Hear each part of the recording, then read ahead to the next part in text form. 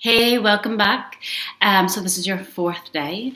Today we are going to engage the pelvic floor and move a little bit bigger than yesterday. Yesterday we talked a little bit more about some smaller movements that we can do and how to kind of just get in touch with the pelvic floor. Today I'm going to go a little bit faster to not take as much time, and we're going to talk about the biggest, most important movement that we can train every day is the squat. Okay, so I'm going to use a chair. So I'm going to give you a second. Find a chair, any chair. This chair has handles. It doesn't matter. And I suggest you kind of place the chair on a mat or something of the sort so that it doesn't slide away from you and you don't feel scared to kind of sit back into it. All right? So pelvic floor, breath. We've talked about both of them. We've talked about how to incorporate the diaphragm, the abdominals, the pelvic floor, the breath, everything together. So from here, you're going to take that hand, sweep it onto your tailbone, hand onto those lower abs. Let's just find the pelvic floor. So now you're in a chair, okay? Inhale here. Exhale. Find that pelvic floor, swing the tailbone under. We're doing this every day. Find the transversus, the diaphragm goes up. That's that big exhale. Inhale, tailbone goes back, pelvic floor slides open. Let's just do it a couple more times. Exhale. Hopefully you're getting really good at this. Sliding that tailbone. If you're not, take a little bit more time. And you're welcome to always pause the videos. One more.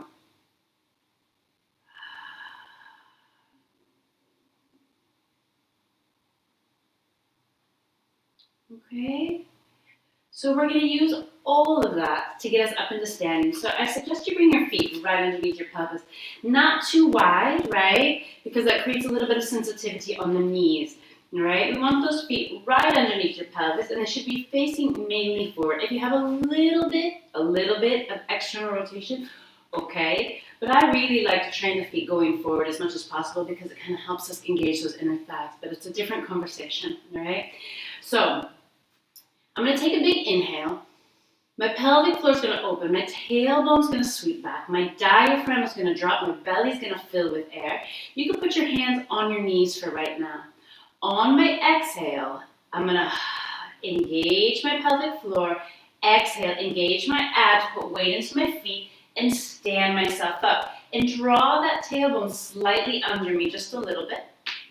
Then I'm going to inhale. Diaphragm's going to drop. Belly's going to fill with air, and I'm going to sit myself right back onto the chair.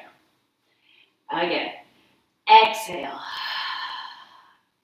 pelvic floor, abdominals, stand yourself up.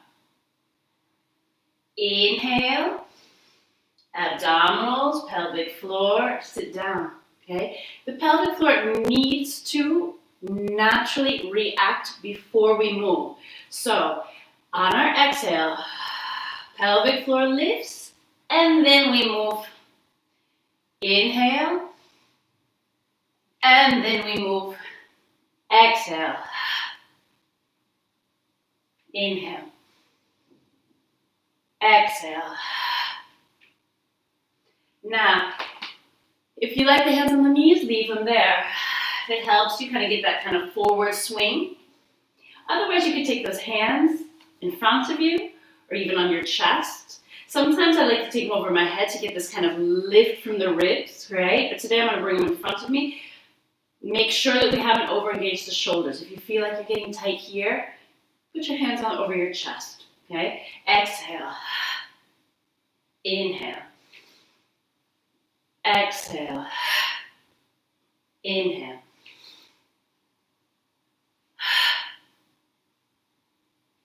Okay, so this is the most important movement that we can do. How many times a day are we getting in and out of the car, in and out of a chair, right? So to train that pelvic floor to engage, before we move, and then open.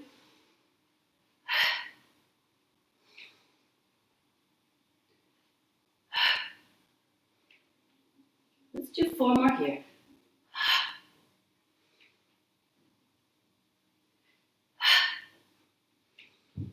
2 more.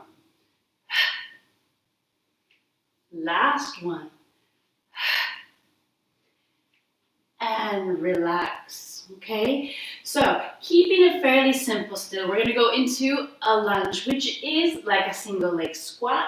You've still got both feet on the floor, okay? If you're working with any knee pain, you keep the movement small, right? You don't have to go crazy and really, really bend to the knee, all right? If you like the chair, right, and you want it for support, I suggest you kind of swing it out to the side, right? And then you can kind of use it as a support if you feel like you're gonna fall down. Bring one leg forward. It doesn't matter for me at this point because we're gonna do both. And then bring your other leg back, okay? My legs are fairly open, so I'm not in this kind of balanced being position. My legs are open. They're right behind my hips. They're right in line with my pelvis, okay? So, right here, you're in an extended position. So I want you to swing that tailbone under. There's that little pelvic floor engagement, right? The tailbone sweeps under. There's my drawing in of my abdomen. If you get a nice stretch here, it's a good thing, okay? Make sure you're not losing it and kind of trying to skip over it, right? The stretch by swinging this hip back. Keep the hips coming forward, right? Like I tell my ladies, it's like if you're a car, you've got 2 headlights, they go straight forward. And then you're gonna bend this front leg. Now, my knee needs to stay over my ankle. It can't go too far forward and it can't be too far back, okay? So if you need to adjust this back leg like I do, go for it. So, inhale.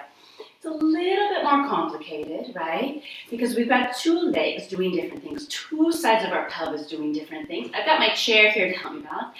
Exhale. I'm gonna push down in my left leg, or whatever leg you have forward. I'm gonna feel my glutes. I'm gonna draw my tailbone under, lift my pelvic floor, abs, diaphragm. Inhale. And exhale. Now, this hand can go wherever you'd like. Sometimes I bring it on my hip to kind of teach my hip to keep coming forward. Inhale. And exhale.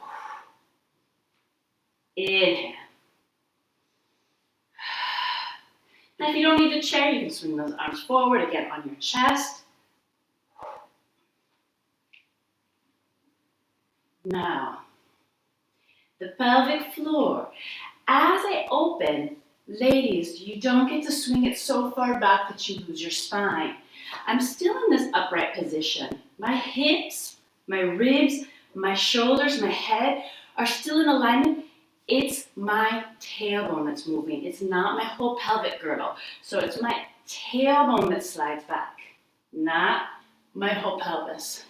And then I draw that tailbone under. Ooh, I get a nice stretch. Inhale. Inhale. Let's do 2 more here. Last one. Good. Now, bring those legs back. And then you get to switch. Right? You don't have to switch the chair unless you like it. Okay, do a little practice. My knees over my ankle. My hips are nice and open. My hips are forward. Here you go. Inhale. Slide that tailbone back. Exhale. It's my glutes. Inhale. So the glutes are a huge, huge part of a healthy pelvis. Without strong glutes, right, we don't have strong abs. We don't have a healthy psoas, right? The hip flexors are usually tight. So training the pelvic floor, that inside, but also training the glutes to help you get that pelvis right over the legs is a really important daily practice. Lower back pain, right? Hip flexor pain.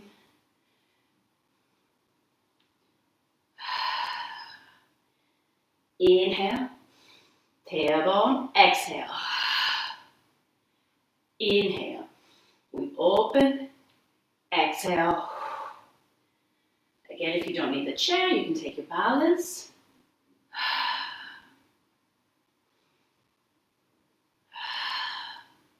We have 4 more here.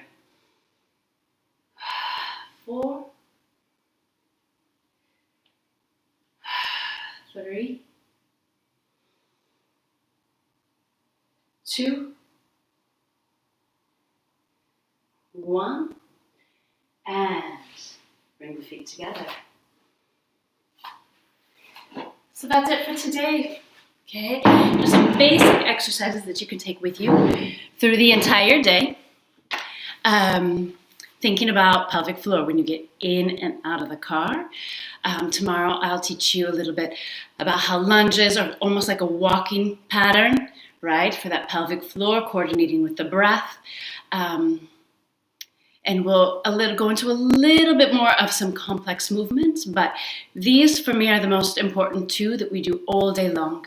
So take them, enjoy them, train your pelvic floor, respect your pelvic floor, do a nice training, 10 minutes a day, to really, really help you incorporate those muscles. I'm going to say goodbye, and I'll see you tomorrow.